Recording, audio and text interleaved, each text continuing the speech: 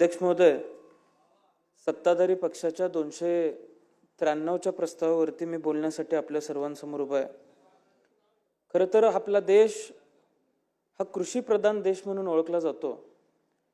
कृषी क्षेत्रावरती, कृषी उत्पन्नावरती अधिकची लोकसंख्या ही अवलंबून आहे आणि या दृष्टिकोनातून ज्यावेळेस या शेतीप्रधान देशावरती अडचणी निर्माण झालेल्या आहेत, शेती संदर्भात अडचणी निर्माण झालेल्या आहेत, धोरणांच्या संदर्भात ज्यावेळेस अडचणी निर्माण झालेल्या आहेत, खरं तर अलीकडच्या काळात केंद्र शासन असेल किंवा राज्य शासन असेल, गेल्या अनेक वर्षांच्या काळामध्ये आपण यशवंतराव चव्हाण साहेब, पंजाबराव देशमुख साहेब, वसंतराव नाईक साहेब, वसंतराव दादा पाटील साहेब दादांच्या माध्यमातून शेती क्षेत्रासाठी त्या काळामध्ये झालेलं काम बघितलं तर त्या काळामध्ये त्या काळाला पुरतील अशी धोरणं त्यांनी आखण्याचं काम केलं। पण अलीकडच्या काळामध्ये शेतीपूरक धोरणं त्या पद्धतीने दिसत नाहीत। अध्यक्ष महोदय, आज कोणतेही शाश्वत धोरण शेतीच्या संदर्भामध्ये आपल्या सर्वांना बघायला मिळत नाहीत। अनंत अडचणींना सामोरं जावं लागते।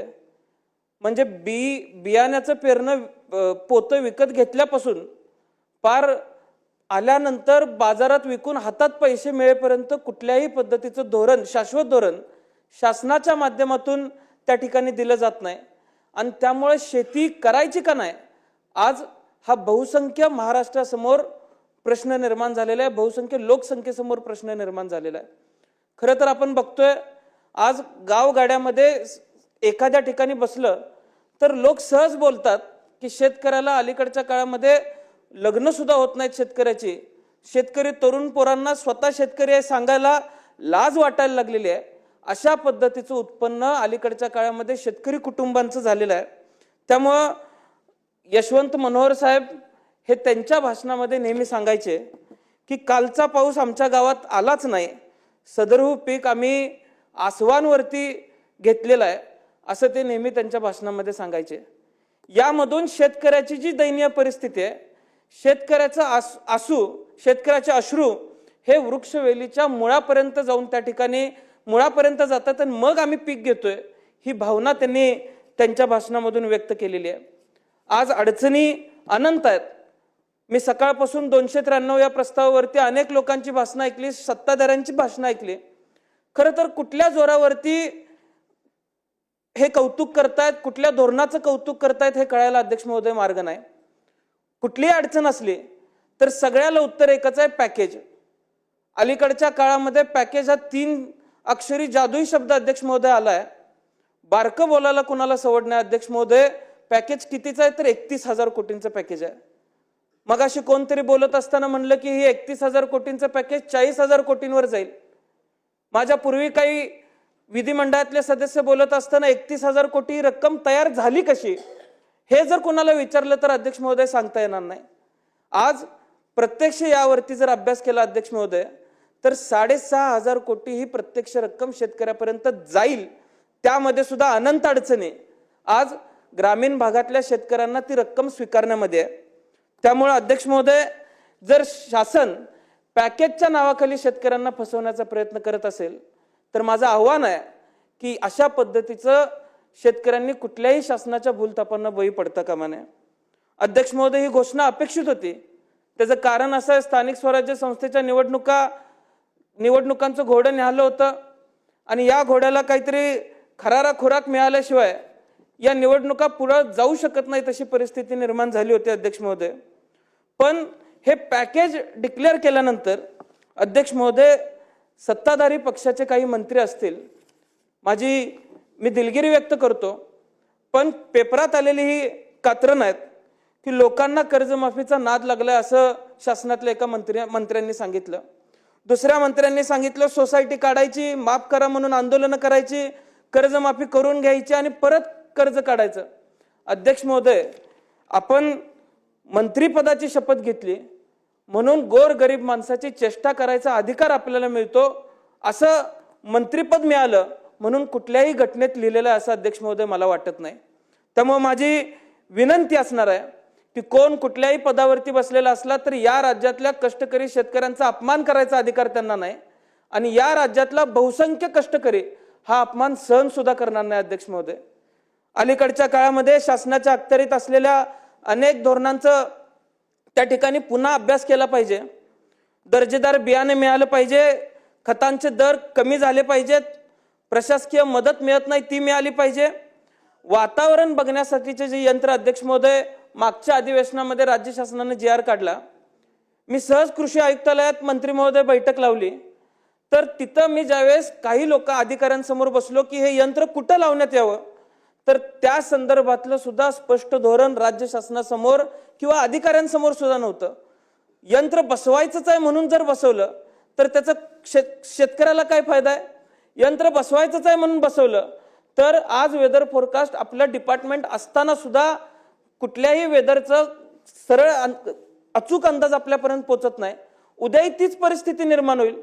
त्यामुळे कुठलेही धोरण फक्त राबवायचं आहे म्हणून न राबवता आपण चांगल्या पद्धतीनं लोकांना फायदा होईल अशा पद्धतीनं राबवलं पाहिजे। गेल्या वर्षभरात अतिवृष्टी झाली अध्यक्ष महोदय, पण वेदर फोरकास्ट असेल हे खातं आज शेतकऱ्यांना किंवा राज्यातल्या लोकसंख्येला योग्य पद्धतीनं मार्गदर्शन करू शकलं नाही, म्हणून शेतीचं नुकसान झालेलं आहे असा माझा ठाम आरोप आहे अध्यक्ष महोदय। आज जर आपण परिस्थिती बघितली तर राज्यात कांदा, द्राक्ष, सोयाबीन, तूर, कापूस, भाताची परिस्थिती तशीच आहे। सहज उदाहरण सांगायचं झालं तर माझ्या तासगाव कवठेमंकाळ मतदारसंघात गेल्या 2 वर्षामध्ये 10,000 एकर द्राक्ष कमी झालेले आहेत।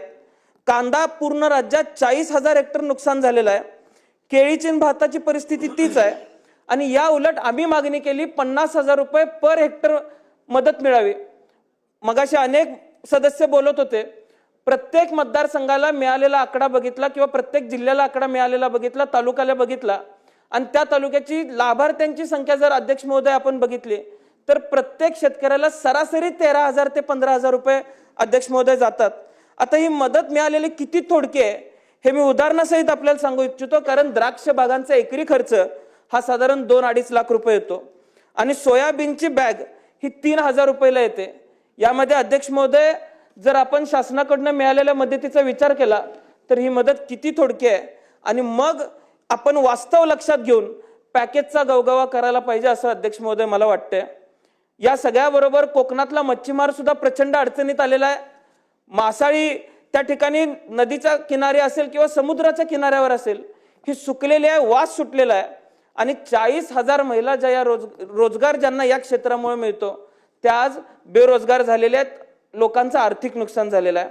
त्यामुळे जाहिरातबाजीमध्ये न अडकता राज्य शासनानं शेतकऱ्यांना केंद्रबिंदू म्हणून काम करावं। अध्यक्ष महोदय, मला एका गोष्टीची खंत आहे की पहिला यादी आली त्यामध्ये नुकसानग्रस्त असतील किंवा अतिवृष्टीग्रस्त असतील 253 तालुके आले, त्याच्यानंतर 200 सुधारित यादी आली त्याच्यामध्ये 282 तालुके आले, त्याच्यामध्ये रायगड असेल, अमरावती असेल, जळगाव असेल।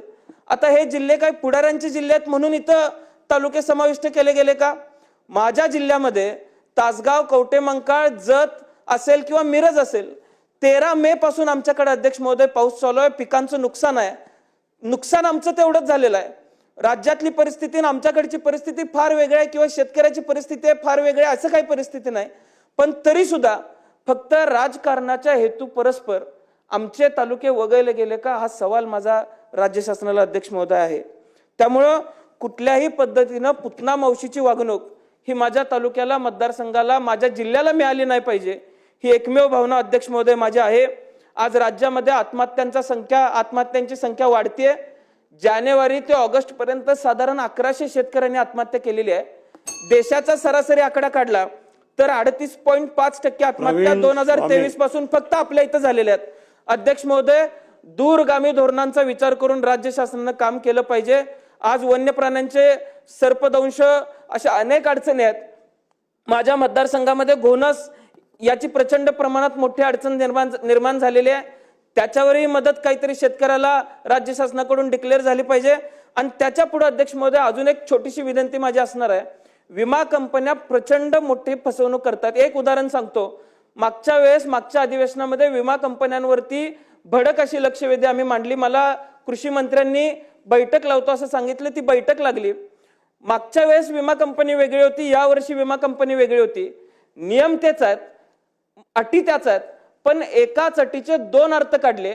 मागच्या विमा कंपनीनं मदत केली, या विमा कंपनीनं त्या अटीचा दुसरा अर्थ काढून मदत केली नाही.